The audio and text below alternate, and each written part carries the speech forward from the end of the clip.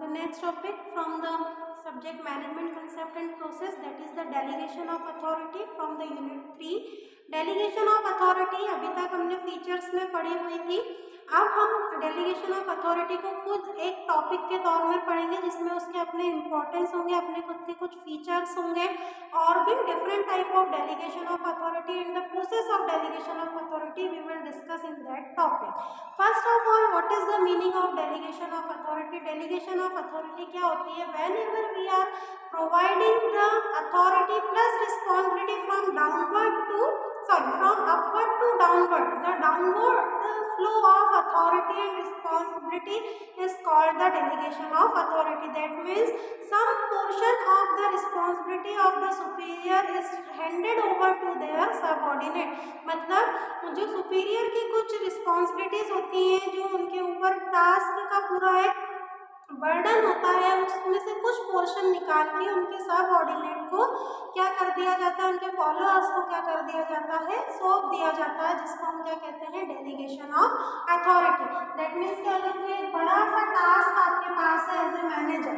अब उस टास्क का छोटा छोटा हिस्सा करके आपने क्या कर दिया, अलग अलग लोगों को सौंप दिया। दैट मीन्स कि आपने क्या किया, उस अथॉरिटी को डेलीगेट कर दिया। इसको हम कहते हैं delegation of authority. Delegation of authority ये एक टास्क का बर्डन होता है, एक रिस्पॉन्सिबिलिटी होती है। उस टास्क को छोटे छोटे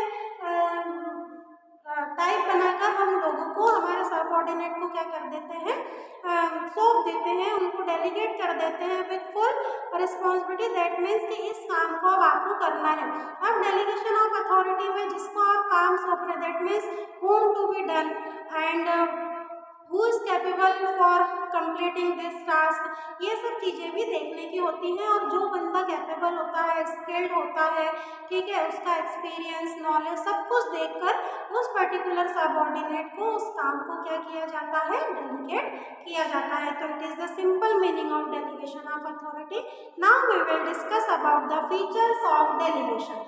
Features of delegation, it is the two-sided response relationship. How two-sided relationship कैसा होगा? Because in the earlier I told you that it is the downward flow of responsibility. Top level से lower level की तरफ ये क्या होती है, responsibility flow होती है. That why it is known as two-sided relationship. If someone trusts on you, if he is giving responsibility, authority to you, so it's your duty, it's your responsibility that you have to fulfill those job, those tasks with full responsibility. आपको अपनी पूरी जिम्मेदारी के साथ उस दिए गए काम को क्या करना है, पूरा करना होता है, फुलफिल क्या होता है। क्योंकि जब कोई बंदा आपको, कोई आपका सुपीरियर अगर आपको जॉब दे रहा है या कोई टास्क पर्टिकुलर दे रहा है, that means he is having trust on you, उसका आपके ऊपर क्या है, विश्वास है। तो ये उस सबऑर्डिनेट की भी रिस्पॉन्सिबिलिटी हुई कि नहीं हुई, कि हाँ भाई मुझे भी अब इस काम को उतने ही एफिशिएंटली क्या करके देना है, उतने ही इफेक्टिवली अपने सारे उसमें एफर्ट्स लगा के उस काम को मुझे पूरा करना है। तो इसको हम क्या कहते हैं, two side responsibility. And the superior is having some responsibility for giving the portion of your task to another one. ये उसकी भी जिम्मेदारी होती है कि अपने ऊपर अपने टास्क का कुछ पोर्शन सामने वाले पर्सन को उसके स्किल नॉलेज के अकॉर्डिंग क्या कर दे, सौंप दे। Next feature said that the act of trust. If you are giving some task to your subordinate, your follower, that means you are act like you are having too much trust on them. आपको ये भी मतलब show करना पड़ेगा, you have to show this कि भाई मुझे आपके ऊपर ट्रस्ट है, that's why I am giving such responsibility to you, तभी मैं आपको ये जिम्मेदारी सौंप रहा हूँ या सौंप रही हूँ। और जिस व्यक्ति को आपने वो अथॉरिटी डेलीगेट की है, उसका भी क्या ड्यूटी बनता है कि वो भी आपको आपके उस ट्रस्ट को मेंटेन करे जिस ट्रस्ट के साथ आपने उसको काम सौंपा है। Next feature said that the freedom of think and act. If you are delegate the authority to your subordinates, that means you are giving some powers to them, they are free for taking any kind of decisions regarding to their task. वो अपने जो task given है उसके regarding कोई भी decision ले सकते हैं। They are having some powers. उनको आप जब अथॉरिटी अथॉरिटी देते हैं, तो सिर्फ अथॉरिटी नहीं देते, आप पावर भी उनको देते हैं कि भाई अब इस काम को बेहतर तरीके से आप डिसीजन भी खुद लें, आपको क्या सही लग रहा है क्या गलत लग रहा है, सारे निर्णय सारे डिसीजन अब आपके हाथ में है। That means from your side they are free, totally free for taking any decisions and think regarding those task कि मुझे भाई इस काम को कैसे करना है, ये मेरी जिम्मेदारी। Next thing is dependency relationship, because it is known as dependency relationship, क्योंकि ये डाउनवर्ड फ्लो है तो definitely each and every person on dependent on each other, हर पर्सन एक दूसरे के ऊपर क्या है, ऑर्गेनाइजेशन का बिजनेस का डिपेंडेंट होता है। तो इसलिए इसको हम क्या कहते हैं, डिपेंडेंसी रिलेशनशिप। क्योंकि मुझे कोई टास्क दिया था, अब उस टास्क को मैंने क्या करा, अपने सबऑर्डिनेट को अलग अलग सौंप दिया। मतलब मैं यहाँ क्या कर रही हूँ कि अब जब ये अलग अलग लोग जिनको मैंने काम सौंपा है, अब हम लोगों के एक दूसरे पर क्या होगा, डिपेंडेंसी होगी। क्या जब ये चारों लोग बेहतर तरीके से उस काम को मुझे कर देंगे, तभी मेरा वो टास्क क्या माना जाएगा, कंप्लीट माना जाएगा। That means now I am dependent on them and they are also dependent on me, because they are time to time come to me and taking some what can we say suggestions from me, मुझसे वो कुछ suggestions भी लेंगे, if they are facing some problems so they can consult with me। तो now here we are maintaining the dependency relation, ये मेरे ऊपर people dependent है as well as काम की completion के लिए मैं भी इनके ऊपर dependent हूँ। That's why here the another feature of delegation, that is dependency relationship। अब चैलेंजिंग टास्क क्यों है भाई, चैलेंजिंग टास्क की जब आप किसी पर्सन को कोई काम सौंप रहे होते हैं, that means it is too much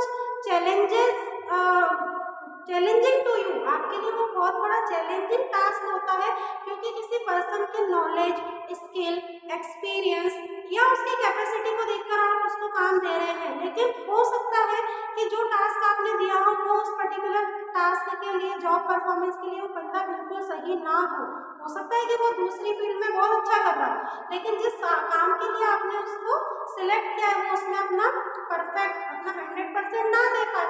तो इसीलिए एक फीचर इसका क्या होता है डेलीगेशन ऑफ अथॉरिटी का, कि it is too much challenging task. ये क्या होता है, चैलेंजिंग टास्क भी होता है, क्योंकि हमें रिस्पॉन्सिबिलिटी कब किसको कैसे देनी है ये हमें पता इनिशियली नहीं होता है। That's why here we can say that it is the challenging task. Now some steps are also involved in the delegation. The first step is the define the task. First of all you have to define the task to your subordinates, कि भाई जब आप किसी person को, किसी subordinate को अगर कोई टास्क दे रहे हैं तो आपको उसको पहले उसका क्लैरिफिकेशन, उसका डिक्लेरेशन, उसको डिफाइन करना पड़ेगा कि ये इस तरीके का काम है और इस तरीके से कंप्लीट होगा। तो फर्स्ट स्टेप डेलीगेशन की क्या कहती है, डिफाइन द टास्क, टास्क को समझाना। सेकेंड, सिलेक्ट द इंडिविजुअल, जब आप डिफाइन कर चुके हैं टास्क को, now you will select the person, the individual to whom you have to delegate the task. अब आपको एक इंडिविजुअल को सिलेक्ट करना है जिसको आप काम सौंपने वाले हैं। Next is the assess the ability and training needs। when you defining, when you selecting the individual, now the next thing is training, give training to them। अब आपको उनको उस पर्टिकुलर टास्क के कंप्लीशन के लिए क्या करना होता है, ट्रेनिंग भी प्रोवाइड करना होता है, जिससे वो उस टास्क को पूरे बेहतर तरीके से कंप्लीट करके दे सकें। Next is the support and communicate. You are giving task to them, you are giving training to them and finish, ऐसा नहीं होता है। Time to time you have to give support to those individual to whom you are delegate the authorities. आपको time to time उनके साथ support और communicate भी करते रहना चाहिए कि कहीं उन्हें किसी तरह की कोई प्रॉब्लम तो नहीं है। Time to time you have to give suggestion to them. अगर पर्टिकुलर छोटे से टास्क के लिए भी आपको एट अ टाइम ट्रेनिंग की जरूरत पड़ जाए तो you have to give those kind of training to them also. आपको अपने सबऑर्डिनेट्स को फिर वो ट्रेनिंग भी प्रोवाइड करनी है। और last one is the feedback. काम दे दिया, कंप्लीट हो गया, ऐसा नहीं है, क्या उसमें प्रोसेस चल रही है, क्या प्रॉब्लम अगर आ रही है तो कैसे फेस कर रहे हैं, कैसे उस प्रॉब्लम से बाहर निकलना है, कैसे उस प्रॉब्लम को ओवरकम करना है। This is also the part of delegation. What? Feedback reviews लेना। अब किससे? अपने सबऑर्डिनेट से, जिनको आपने टास्क प्रोवाइड किया हुआ है। तो this is we have discuss about the delegation of authority, its features as well as the steps which are involved in the delegation. In next video we will discuss about the further topics of the delegation of authority. So this video is completed, in which we have discussed the features and the steps of delegation. Thank you.